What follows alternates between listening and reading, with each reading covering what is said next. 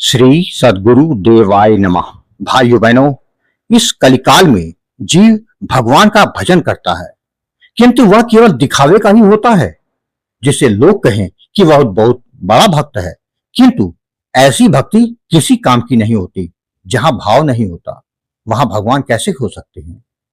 वह भजन फलित नहीं होता और ना ही भगवान प्रसन्न ही हो सकते हैं।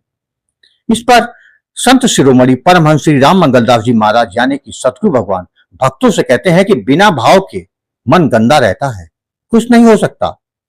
क्या खेल है। उन्होंने बताया कि अभी यानी उस समय 250 औरत और मर्द अरब में भजन करते हैं, बैठे भगवान की लीलाएं देखते रहते हैं। उन पर कोई थूक दे, कोई पेशाब कर दे, कोई शौच कर दे, वे चिप रहते हैं। जब उठते हैं तब धोकर फिर साफ कर देते हैं। सदगुरु भगवान कहते हैं बिना भाव के मन गंदा रहता है, कुछ नहीं हो सकता। यह एक साधारण वाक्य नहीं बल्कि संपूर्ण साधना का सार है। संसार में मनुष्य चाहे कितनी भी पूजा कर ले, कितने भी व्रत उपवास कर ले, कितनी भी बड़ी बड़ी बातें कर ले, यदि उसके भीतर सच्चा भाव नहीं है तो सब कुछ केवल बाहरी अभिनय बनकर रह जाता है। भाव ही वह शक्ति है जो पत्थर को भगवान बना देती है, और भावहीनता वही स्थिति है जिसमें भगवान सामने खड़े हों तो भी जीव उन्हें पहचान नहीं पाता। संत जन कहते हैं भगवान को धन नहीं चाहिए, विद्वता नहीं चाहिए, बाहरी दिखावा नहीं चाहिए। उन्हें चाहिए केवल निर्मल हृदय और सच्चा प्रेम। जिस हृदय में भाव जाग जाता है वहां भगवान स्वयं निवास करने लगते हैं। लेकिन जहां अहंकार, दिखावा, द्वेष और स्वार्थ भरा हो वहां भक्ति का बीज अंकुरित नहीं होता। आज संसार में अधिकांश लोग धर्म तो करते हैं पर भाव से नहीं करते। मंदिर जाते हैं पर मन संसार में भटकता रहता है। नाम जप करते हैं पर भीतर विश्वास नहीं होता। सेवा करते हैं पर उसमें मान सम्मान की इच्छा छिपी रहती है। इसीलिए वर्षों की साधना के बाद भी मन शांत नहीं होता। क्रोध, ईर्ष्या, कामना और अशांति मन को वैसे ही घेर के रखते हैं। सदगुरु भगवान समझाते हैं भाव का अर्थ केवल आंखों में आंसू आना नहीं, भाव का अर्थ है संपूर्ण समर्पण। जैसे छोटा बच्चा अपनी मां पर पूर्ण विश्वास करता है, वैसे ही साधक को भगवान पर विश्वास करना चाहिए। जहां यह विश्वास आ जाता है वहां से साधना का वास्तविक प्रारंभ होता है। संतों के जीवन में हमें ऐसे अनेक उदाहरण देखने को मिलते हैं जो साधारण बुद्धि से समझ में नहीं आते। सदगुरु भगवान बताते हैं अरब में 250 स्त्री पुरुष भजन में लीन रहते हैं। वे भगवान की लीला देखते रहते हैं। लोग उन पर थूकते हैं, उनका अपमान करते हैं, कोई उनके ऊपर गंदगी तक कर देता है, लेकिन वे चुप रहते हैं। ना वे क्रोध करते हैं, ना विरोध करते हैं, ना किसी को दोष देते हैं। जब उठते हैं तो स्वयं को धोकर फिर शांत भाव से भगवान का स्मरण करने लगते हैं। यह सुनकर सामान्य मनुष्य चौंक जाता है। उसे लगता है ऐसा कैसे संभव है, कोई इतना अपमान कैसे सह सकता है। लेकिन यदि यही तो भक्ति का अद्भुत रहस्य है। जब साधक का मन भगवान के प्रेम में डूब जाता है तब उसे शरीर का बोध बहुत कम रह जाता है। संसार की निंदा, अपमान और कष्ट उसे भीतर से विचलित नहीं कर पाते, क्योंकि उसका मन संसार में नहीं भगवान के चरणों में लगा रहता है। जिस मनुष्य का अहंकार जीवित होता है उसे छोटी सी बात भी चुभ जाती है। कोई कठोर शब्द बोल दे तो रात भर नींद नहीं आती, कोई सम्मान ना करे तो भीतर आग जलने लगती है।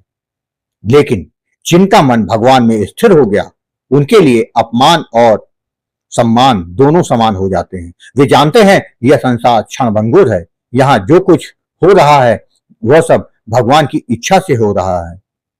संत कबीर दास जी कहते हैं निंदक नेरे राखिए, आंगन कुटिर छवाए, बिन बानी साबुन बिना निर्मल करे सुहाए। जो हमें अपमानित करता है वह हमारे भीतर छिपे अहंकार को तोड़ने में सहायता करता है। इसीलिए संत अपमान से घबराते नहीं बल्कि उसे भगवान की कृपा मानते हैं। वास्तव में मन की गंदगी बहुत बाहर की गंदगी से कहीं अधिक भयानक होती है। शरीर पर धूल लग जाए तो पानी से साफ हो जाती है, लेकिन मन पर लगी ईर्ष्या, घृणा, क्रोध और अहंकार की गंदगी जन्मों तक जीव को भटकाती रहती है। और यह गंदगी केवल भाव और भक्ति से ही दूर हो सकती है। जब साधक सच्चे भाव से नाम जप करता है तब धीरे धीरे उसका मन निर्मल होने लगता है। पहले उसे संसार की बातें अच्छी लगती थी, अब भगवान की चर्चा में आनंद आने लगा। पहले उसे दूसरों की निंदा में रस आता था, अब भजन में शांति मिलने लगी। पहले उसका मन हर समय इच्छाओं से भरा रहता था, अब भीतर संतोष जागने लगता है। यही भाव की महिमा है। सदगुरु भगवान बार बार कहते हैं, साधना का मूल उद्देश्य मन को बदलना है। यदि वर्षों की पूजा के बाद भी मन वैसा ही अशांत, क्रोधी और स्वार्थी बना रहे तो समझना चाहिए साधना केवल बाहर हुई है, भीतर तक नहीं पहुंची। भाव आने पर मनुष्य का दृष्टिकोण बदल जाता है। वह हर परिस्थिति में भगवान की इच्छा देखने लगता है। दुख आता है तो सोचता है शायद इसमें भी हमारी भलाई छिपी है। सुख आता है तो अहंकार नहीं करता। अपमान होता है तो सहन कर लेता है, क्योंकि उसे विश्वास होता है भगवान जो कर रहे हैं सब ठीक कर रहे हैं। यह अवस्था अचानक नहीं आती। इसके लिए निरंतर नाम जप, सत्संग, सेवा और सदगुरु के चरणों में समर्पण आवश्यक है। धीरे धीरे मन की कठोरता पिघलती है और भीतर प्रेम का झरना बहने लगता है। आज मनुष्य छोटी छोटी बातों पर टूट जाता है। किसी ने कुछ कह दिया, कोई इच्छा पूरी नहीं हुई, थोड़ा नुकसान हो गया, बस मन अशांत हो जाता है। इसका कारण यही है कि मन भगवान से जुड़ा नहीं है। यदि मन भगवान के नाम में लग जाए तो संसार की बड़ी से बड़ी विपत्ति भी साधक को डिगा नहीं सकती।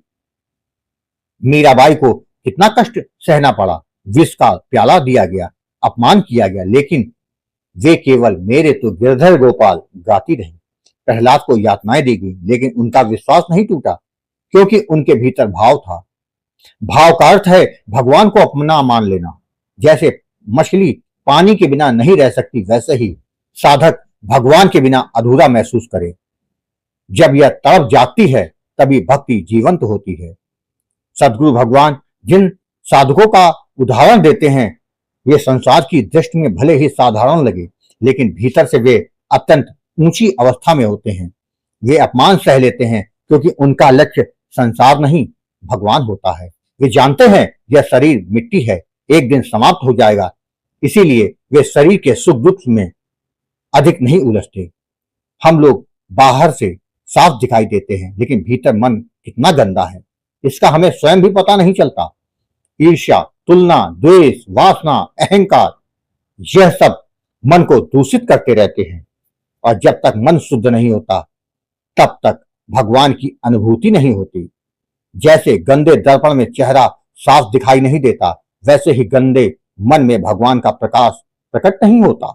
इसलिए संत सबसे पहले मन को शुद्ध करने पर जोर देते हैं, और मन की शुद्धि का सबसे सरल उपाय है प्रेम पूर्वक नाम जप। यदि कोई सच्चे भाव से भगवान का नाम लेना शुरू कर दे तो उसका जीवन बदल सकता है। धीरे धीरे भीतर की बेचैनी समाप्त होने लगती है, क्रोध कम होने लगता है, दूसरों की गलतियां दिखाई देना बंद हो जाती है, मन शांत होने लगता है।